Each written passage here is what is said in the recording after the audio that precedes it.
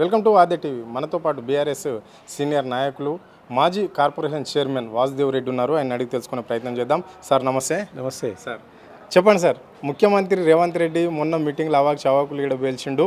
ఇక్కడ బీఆర్ఎస్ను పాతి పెట్టడమే లక్ష్యంగా పెట్టుకున్నాం, కేసీఆర్ సమాధి మీద కాంగ్రెస్ జెండా ఎగరవేయబోతున్నామని అంటుండు. దీన్ని ఎట్లా చూస్తారు మీరు? ముఖ్యమంత్రి రేవంత్ రెడ్డి గారి యొక్క ఆలోచన తీరు గమనిస్తే ఇప్పటికే ప్రజలు మొత్తం కూడా ఈయనకు గోరి కట్టడానికి సిద్ధంగా ఉన్నారు. చాలా సందర్భాల్లో ప్రజల యొక్క వాయిస్ను మీరే మీ యొక్క ఛానల్స్ ద్వారా అనేక మంది, అదే కాకుండా సోషల్ మీడియా ద్వారా వారి మీద ఎట్లా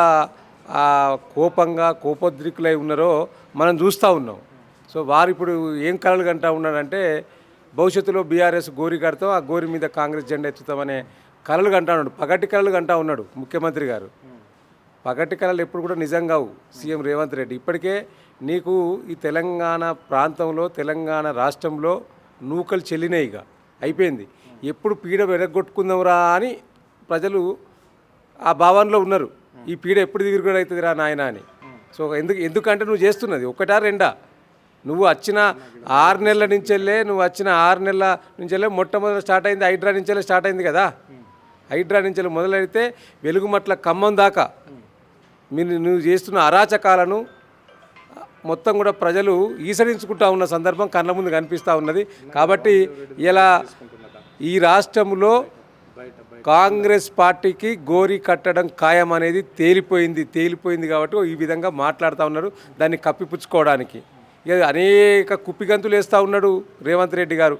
ఎట్లా బయటపడాలి, నా మీద ఈ ప్రభుత్వం మీద వ్యతిరేకత ప్రారంభమైంది. ఈ అతి తక్కువ సమయంలో మేము 9.5 సంవత్సరాలు పరిపాలన చేస్తే మా మీద సరే కొంత ప్రభుత్వం మీద వ్యతిరేకత ఉండడం సహజం, కానీ మాకు 6-7 సంవత్సరాలకు వ్యతిరేకత కొంత స్టార్ట్ అయితే ఇవాళ ప్రారంభమైన సంవత్సరం నుంచెల్లే ఈ ప్రభుత్వం మీద వ్యతిరేకత స్టార్ట్ అయింది.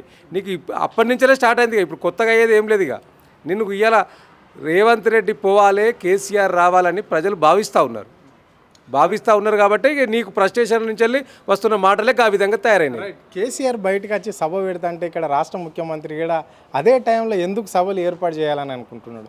మరి ఏంటి వీళ్ళిద్దరి మధ్యలో ఉండే తేడా ఏంటి? ఎందుకు ఇక్కడనేమో కేసీఆర్ సభ అయితే అక్కడనేమో రాష్ట్ర ముఖ్యమంత్రి రేవంత్ రెడ్డి సభ కూడా నిర్వహిస్తుంటాడు. ఎప్పుడు కేసీఆర్ బయటకు వచ్చినప్పటికల్లా పెద్ద మీటింగ్ ఏర్పాటు చేస్తాడు. దీన్ని ఎట్లా చూడాలి ఈ రాష్ట్ర ప్రజలు? ఇది ఎట్లున్నదంటే రేవంత్ రెడ్డి గారి ఆలోచన తీరు ఎట్లున్నదంటే నన్ను ఎవడైతే ఎవరు చూస్తలేడు, కనీసం కేసీఆర్ మీటింగ్ పెడతానన్నా నన్ను కొంతమంది చూస్తారు, దీన్ని కంపేర్ చేస్తారు, ఇట్లనన్నా నా ముఖం చూస్తారేమో అని ఆయన భావిస్తూ ఉన్నాడు. కానీ ఏమైంది? పేడౌట్ అయిపోయింది కదా. మొన్నేంది మా నాయకుడు కేసీఆర్ గారు జగిత్యాలకు పోతే 40 లక్షల మంది వ్యూస్ ఉంటే నీకు 4 లక్షల వ్యూస్ కూడా రాలేదు. నీ పరపతి ఏందో, నీ పతారేందో ప్రజల్లో తేలిపోయింది. ఆయన ఎంతసేపు అందుకనే కంపేర్ చేసుకుంటాడు. ఎంతసేపు నేను కేసీఆర్కి ధీటుగా నేను అని చెప్పి ఎప్పటికప్పుడు ఆయన కంపేర్ చేసుకుంటాడు. కేసీఆర్ గారు పాపం ఈయన పేరు తీయడా, ఈయన గురించి మాట్లాడా, అంటే అదే ఫ్రస్ట్రేషన్ అవుతుంది. ఈ రెండు సభలలో కూడా పబ్లిక్ ఫిట్గా వచ్చారు. ఎక్కడంటే ఎక్కడ ఉన్నారు. ఇక్కడ కేసీఆర్కి తగ్గలేదు, ఇక్కడ రేవంత్ రెడ్డికి తగ్గలేదు అని చెప్పేసి కొంతమంది అటు ఇటు కాని వాళ్ళు మాట్లాడుకుంటున్న మాటలు. కానీ కాంగ్రెస్ వాళ్ళు మాత్రం బ్రహ్మాండంగా కాంగ్రెస్ మీటింగే సక్సెస్ అయింది అని చెప్పేసి వాళ్ళు అనుకుంటున్నారు. మరి దీన్ని ఇప్పుడు వాళ్ళు మేకపోతు గాంభీర్యం ప్రదర్శిస్తూ ఉన్నారు. కేసీఆర్ గారు పెట్టిన సభకో జనాలు తండోపతండాలుగా స్వచ్ఛందంగా వచ్చి వారి యొక్క వాయిస్ను వినిపించడం, కేసీఆర్ గారు మాట్లాడుతుంటే ఈలలు గోలలు.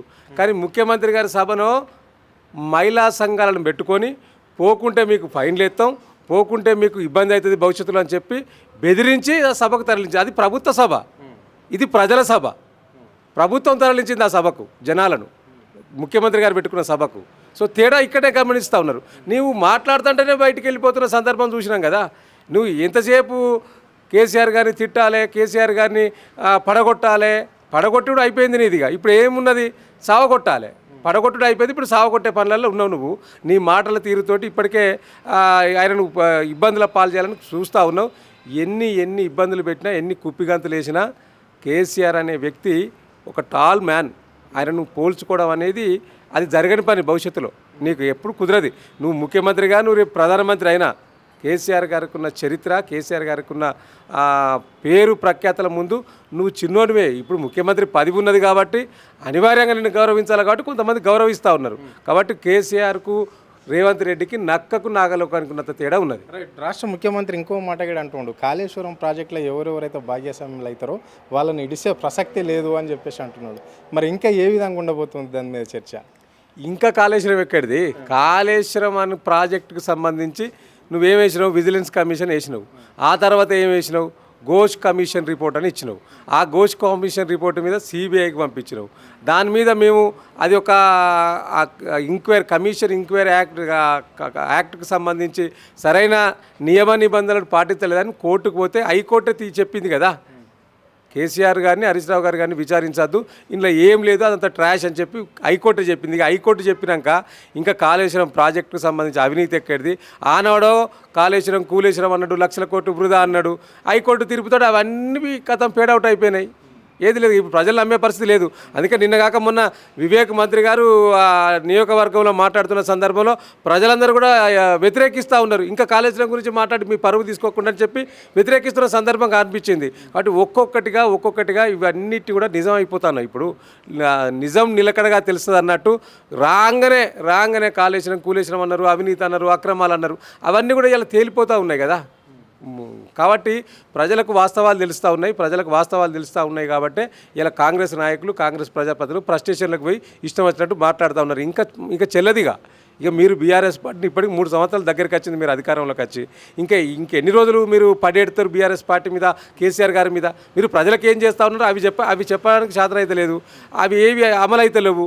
6 గ్యారెంటీలు, 13 అంశాలు, 420 హామీలు అవేం అమలయ్యే పరిస్థితి లేదు. కాబట్టి దాని నుంచి డైవర్షన్ చేయడానికే కేసీఆర్ గారిని తిట్టుడు, కేసీఆర్ గారి మీదకి ఇంకొకరిని ప్రయత్నం చేసి పంపించడం, ఇవన్నీ కూడా కావాలని కుట్రపూరితంగా చేస్తున్నాం. ఇవన్నీ కూడా ప్రజలు గమనిస్తూ ఉన్నారు. మంచి చేసిన వాళ్ళు ఎప్పుడు కూడా చిరస్థాయిగా నిలిచిపోతారు. ఇలా కేసీఆర్ గారు ప్రజల గుండెల్లో ఉన్నాడు. నువ్వు ఆ ప్రజల గుండెల్లో గూడు కట్టుకునే పరిస్థితి నీకు లేదు కాబట్టి ఇట్లాంటి ఇష్టం వచ్చినట్టు ప్రేలాపనలు చేస్తూ ఉన్నావు. కాబట్టి ప్రజలు అన్నింటినీ కూడా గమనిస్తూ ఉన్నారు.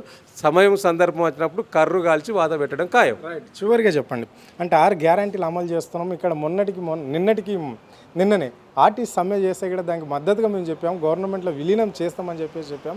ఆర్టీసీ కార్మికులకు తీపి కబురే మేము ఇచ్చాం. మళ్ళీ పిఆర్సీ కూడా దాదాపుగా 11% మేము ఇస్తున్నాం వాళ్ళకని చెప్పేసి కూడా వాళ్ళు చెప్తున్నారు. మరి ఆర్టీసీ నిజంగానే ప్రభుత్వంలో విలీనం అవుతుందా?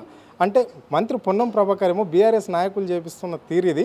ఆర్టీసీని కావాలని చెప్పేసి రోడ్ల మీదకి వాళ్ళని తీసుకొచ్చి కార్మికులను, అంటే హరీష్ రావు పేరే ఆయన ప్రత్యేకంగా చెప్పడం అనేది జరిగింది. హరీష్ రావు చేపిస్తున్న డ్రామా ఇదంతా అని చెప్పిండు. మళ్ళీ ప్రభుత్వం చర్చలకు పిలిచి వాళ్ళకు ఓకే చేసింది. అంటే ఇప్పటికైనా ఆర్టీసీ ప్రభుత్వంలో విలీనం అవుతుందా? ఇప్పుడు ఆర్టీసీ సమ్మెకు పోవడానికి కారణమే ప్రభుత్వం. ఎందుకంటున్నానంటే 41 రోజుల నుంచి వెళ్ళి మేము సమ్మె చేస్తున్నామని చెప్పి నోటీస్ ఇచ్చారు వాళ్ళు.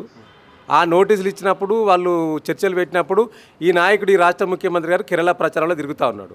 రాష్ట్ర ప్రజల బాగోగులు పట్టించుకోకుండా ఆయన ప్రయోజనాల కోసం, పార్టీ ప్రయోజనాల కోసం పక్క రాష్ట్రాలలో తిరిగిన నాయకుడు ఇలా చావుకు కారణమైంది. ఇలా ఒక శంకర్ గౌడ్ అనే ఆర్టీసీ డ్రైవర్ చావుకు కారణమే ఈ రాష్ట్ర ముఖ్యమంత్రి, రాష్ట్ర ప్రభుత్వం.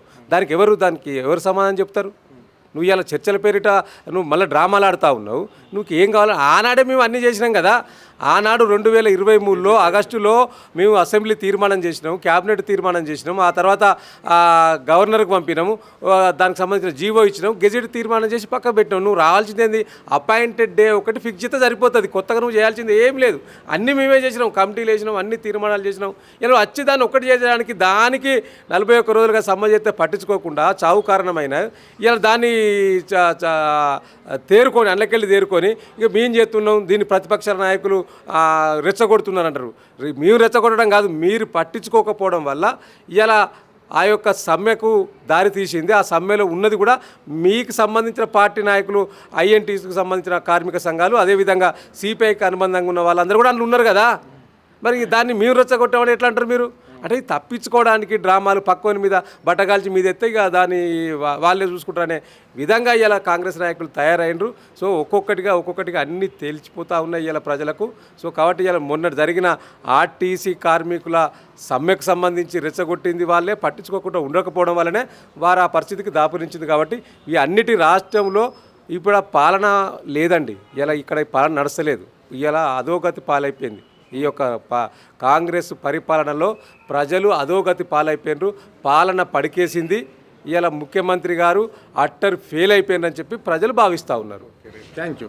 ఇది పరిస్థితి. అంటే ఇక్కడ రాష్ట్ర ముఖ్యమంత్రి 6 గ్యారెంటీలను పక్కకు పెట్టి ఏదేదో మాట్లాడుతూ ఉంటాడు. కేవలం ఇక్కడ కేసీఆర్ను టార్గెట్ చేసి మాట్లాడమే ఆయన లక్ష్యంగా పెట్టుకున్నాడు అని చెప్పేసి కూడా వారు స్పష్టంగా చెప్పడం అనేది జరిగింది. కెమెరా పర్సన్ కళ్యాణ్ తో అరుణ్, ఆద్య టీవీ, హైదరాబాద్.